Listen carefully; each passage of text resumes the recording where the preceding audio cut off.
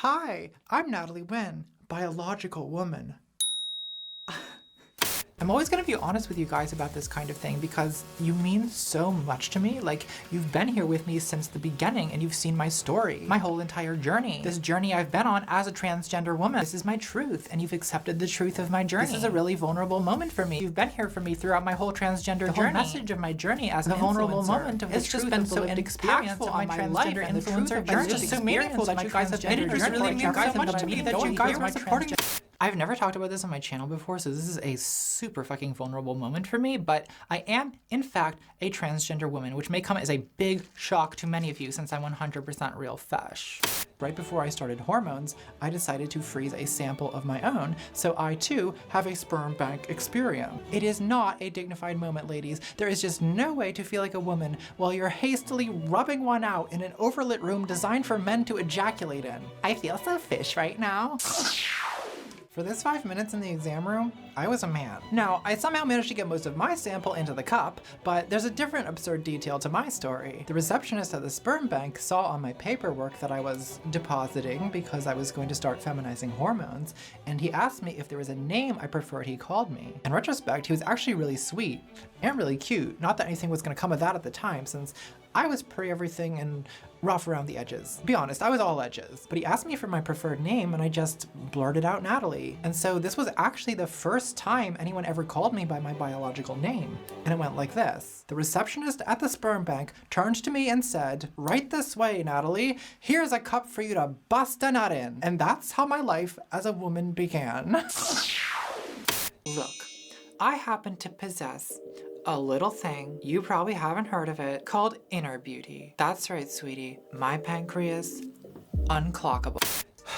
Would you clock me? I'd clock me. I'd fuck me too, I don't give a shit. Get out of my room, Mom! So I may as well just wear wigs. And I may as well get my boobs done too, since people are gonna call them fake either way. But for what it's worth, this is my real hair, at least on this half, and these are my real boobs. And if I bring home a gentleman, or a lady, all that stays on in bed, and it's there when I wake up in the morning. But what about the penis? All right. Look, if the penis is feminine, how is that gay? I rest my case. Solanus be praised. No nails, no makeup. I'm wearing a nice little gender-neutral robe moment. I did it, everyone. I abolished gender. Well, I guess long hair is still a gender signifier, so I should probably get rid of that. How is she, though? She's feeling a little genderless. The overarching plotline of my whole entire YouTube gender journey is that I used to be a tragic mess. And I'm still a tragic mess, but when I started this channel, I was a broke, gender dysphoric, alcoholic, cross-dressing tragic mess.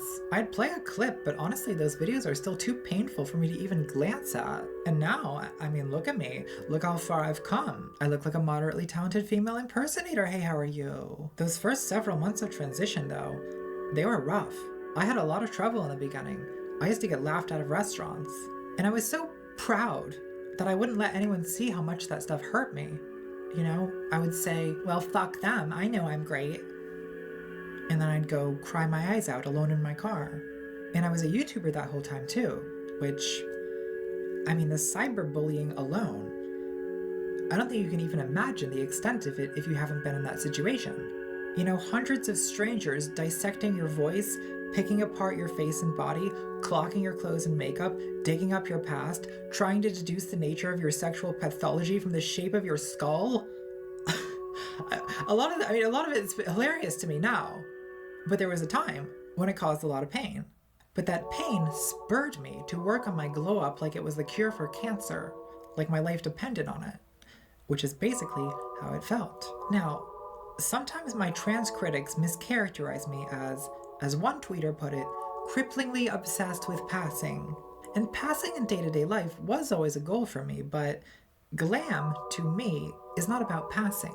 I think I actually pass better in no makeup than I do in eyeshadow out to here. You know, a cis woman can wear eyeshadow out to here and people think she's just really into makeup or Instagram or cosplay or something, but when I do it, I think it looks like drag, which serves to call more attention to my situation.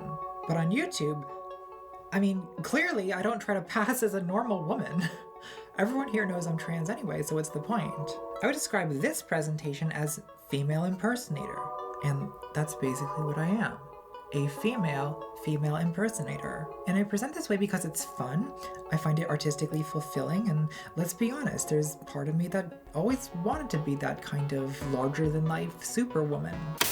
Instead of ruining art, why don't we fight the pageantry of fascism with pageantry of our own? And you know who's gonna make that happen? Who? Well-funded trans women. Patreon's in the description. Ew. Stop that. What? I'm just trying to monetize a connected engagement community by strategically leveraging my content creator promotional media brand analytics. Is that so wrong? You're so bougie.